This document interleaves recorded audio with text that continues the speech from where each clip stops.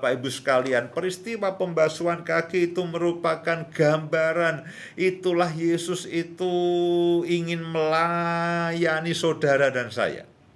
Nah, Petrus tidak menduga, ya, dia tidak punya konsep sedikit pun, ya, kenapa dia awalnya menolak. Dia tidak punya konsep. Ya, dia berpikir bahwa Tuhan tidak akan melakukan Mesias, ya, anak Allah yang hidup tidak akan melakukan hal-hal yang kotor, ya, tidak harusnya. Dia pikir Tuhan tidak akan melakukan itu, ya, tidak akan melakukan hal-hal yang kotor. Dan yang kedua, Petrus juga tidak siap untuk dibersihkan. Dia yang pertama, dia pikir bahwa Tuhan tidak mungkin melakukan hal yang kotor. Ya, bahkan istri saya ini juga tidak pernah membasuh kaki saya. Andai kata membasuh pun ya dalam sebuah seremonial, ya. Isik begitu aja cuman. Tapi ya pakai tisu basah. Ya, pakai tisu basah, ada ujungnya belepotan nggak katakan. Ya. Jadi yang pertama, kenapa Petrus itu menolaknya? Dia tidak punya bayangan bahwa Mesias itu akan melakukan pekerjaan yang rendah, pekerjaan yang kotor yang hanya dilakukan oleh seorang budak atau seorang hamba. Lalu yang kedua, Petrus tidak siap bahwa kekotoran yang ada di dalam kakinya itu akan dibersihkan. Ya, nah kadang-kadang hidup kita juga begitu, saudaraku. Kita tidak pikir bahwa kita itu tidak punya bayangan Tuhan akan, Pak, saya ini orang sederhana. Saya ini orang kecil. Saya ini bukan siapa-siapa.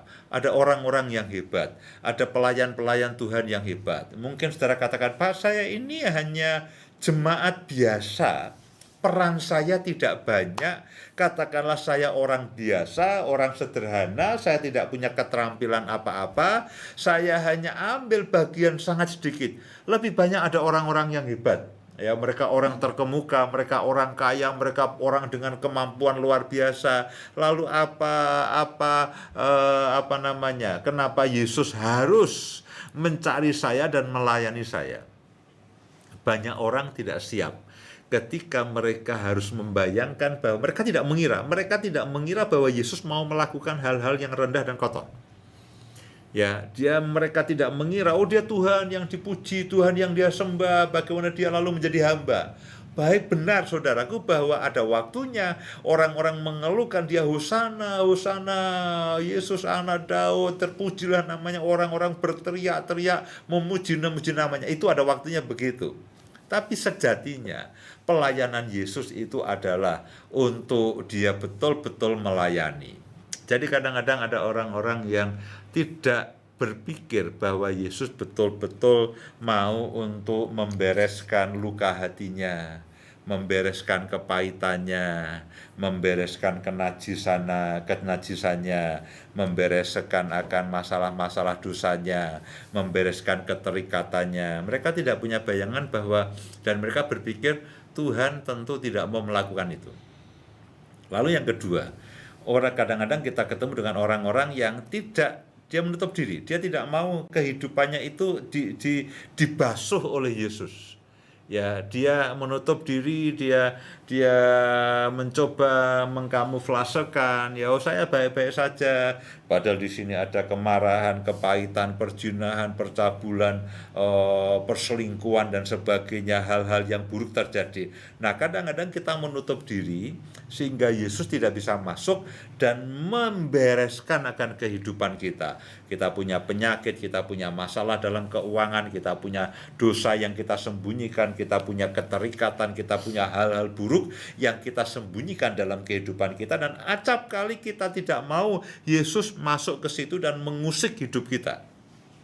Demikian juga saudara bisa bayangkan betapa kotornya, dan Petrus mungkin dia malu bahwa ternyata kakinya tidak pernah dibersihkan.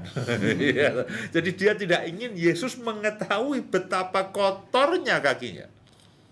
Nah, demikian juga dalam kehidupan kita. Kadang-kadang kita menyembunyikan diri kita dari Tuhan. Kita punya masalah, kita punya kelemahan, kita punya persoalan, kita punya keterikatan, kita punya dosa yang kita simpan, dan kadang-kadang kita menutup. Nah, Yesus katakan, kalau aku tidak membasuh kekotoran dalam kehidupanmu, kamu tidak akan mendapat bagian dalam aku. Artinya kamu tidak akan bisa merasakan pelayananku kepadamu. Kalau kamu tidak mau kenajisanmu aku bersihkan, kamu tidak akan mendapatkan kekudusan itu. Kalau kemiskinanmu tidak aku bereskan, kamu tidak akan mendapatkan kelimpahan. Kalau keterikatanmu tidak aku bereskan, keterikatanmu dalam hal dosa aku tidak bereskan, kamu tidak akan benar-benar bisa merasakan kemerdekaan. Kalau kepahitanmu tidak aku bereskan, kamu tidak akan benar-benar bisa merasakan sukacita dan kebahagiaan yang daripada Tuhan.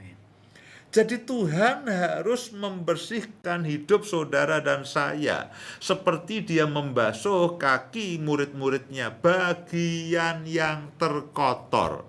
Nah, Bapak Ibu sekalian, cobalah perhatikan bagian hidup kita semuanya.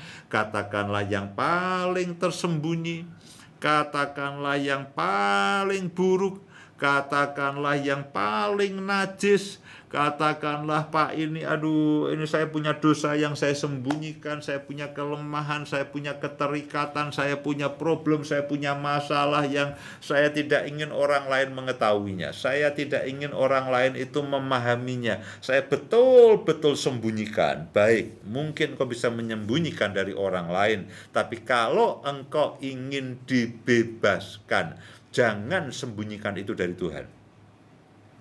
Biarkan Tuhan melayani kita pada malam hari ini.